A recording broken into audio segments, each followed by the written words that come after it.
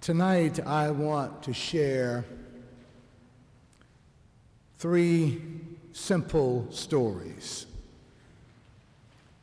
Deceptively simple, short stories. So listen closely. 3 simple, short stories about ordinary people who are on occasion capable of extraordinary grace. And you fill in the blanks about the message and meaning for you. The first is from a wonderful little novel called Plain Song by Kent Hoff at Southern Illinois University. The first story is about 2 elderly brothers, bachelors, cattle ranchers, who live 17 miles south of the small town of Holt, Colorado. A teenager named Victoria, her mother, has thrown her out of the house because of her pregnancy. Maggie Jones, the school teacher, has taken Victoria in. But Maggie already has a house full with her children and father who has dementia. So one day Maggie drives 17 miles south of Holt to the ranch of 2 elderly brothers, Raymond and Harold McPherson. The brothers are on a tractor returning to the house. They've been out feeding cattle out in winter pasture. Let me read a couple of passages from Plain Song to you. She stepped away from the barn and stood waiting for them. They moved heavily in their winter overalls. "You're going to freeze yourself standing there," Harold said. "You'd better get out of that wind." "Are you lost?" "Probably," Maggie Jones said. She laughed. "But I wanted to talk to you." Oh, I don't like the sound of that. Don't tell me I've scared you already," she said. "Why, heck," Harold said, "you probably want something." "I do," she said. The 3 of them enter the modest bachelor farmhouse with stacks of magazines and greasy pieces of farm machinery on all of the furniture. They sit down. "I came out here to ask a favor of you," she said to them. "That's so," Harold said. "What is it?" "There's a girl I know who needs some help," Maggie said. "She's a good girl, but she's gotten in trouble. I think you might be able to help her. I'd like you to consider it and let me know." "What's wrong with her?" Harold said. "She needs a donation of money?" "No, she needs a lot more than that." "What sort of trouble is she in?" Raymond said. "She's 17. She's 4 months pregnant, and she doesn't have a husband." "Well, yeah," Harold said, I reckon that could amount to some trouble." Maggie explains that the girl's father abandoned the family years ago. Her mother won't have her in the house because she's gotten pregnant. The father of her child doesn't want anything to do with her. "All right," Harold said, "you got our attention now. You say you don't want money? Well, what do you want?" She sipped her coffee, looked at the 2 old brothers. "I want something improbable," she said. "That's what I want. I want you to think about taking this girl in.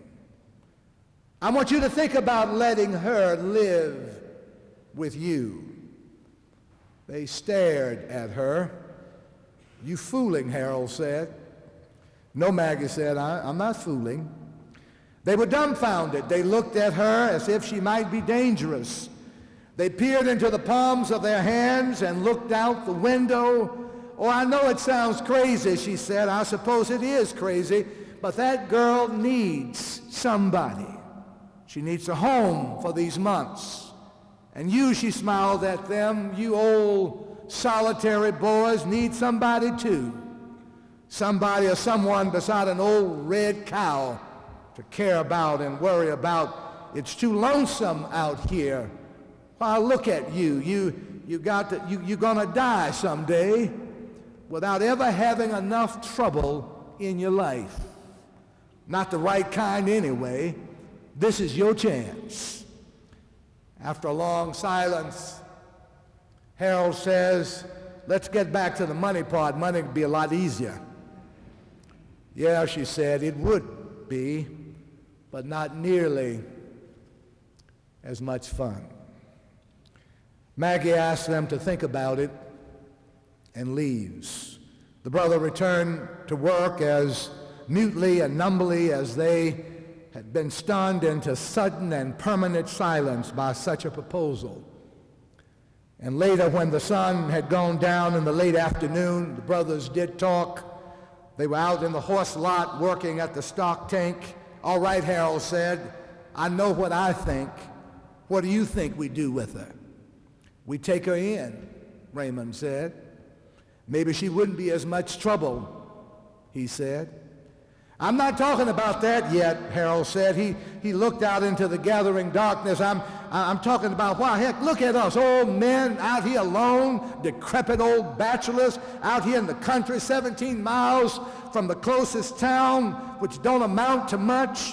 Even when you get there, think of us crotchety and ignorant and lonesome, independent, set in our ways. How are we gonna change now at this age in life? I can't say, Raymond said, but I'm going to. That's what I know. And what do you mean? How come she wouldn't be no trouble? I never said she'd be no trouble, wouldn't be no trouble. I said maybe she wouldn't be as much trouble. Why wouldn't she be as much trouble? As much trouble as what? You ever had a girl living with you before? You know I ain't, Raymond said. Well, I ain't either, but let me tell you, a girl is different. They want things. They need things on a regular schedule. Why a girl got purposes you and me can't even imagine. They got ideas in their heads you and me can't even suppose. And darn it, there's a baby too. What do you know about babies? Nothing. I don't know the first thing about them, Raymond said. Well then, but I don't have to know about babies yet. Maybe I'll have to learn. Now you're going to go in this thing with this thing with me or not? Because I'm going to do it anyhow, whatever you do. Harold turned toward him. The light was gone in the sky, and he couldn't make out the features of his brother's face. There was only the dark, familiar figure against the veiled horizon. All right, he said, I will. I'll agree. I shouldn't, but I will. I'll make up my mind to it, but I'm going to tell you one thing first. What is it? You getting darn stubborn and hard to live with. That's all I'll say.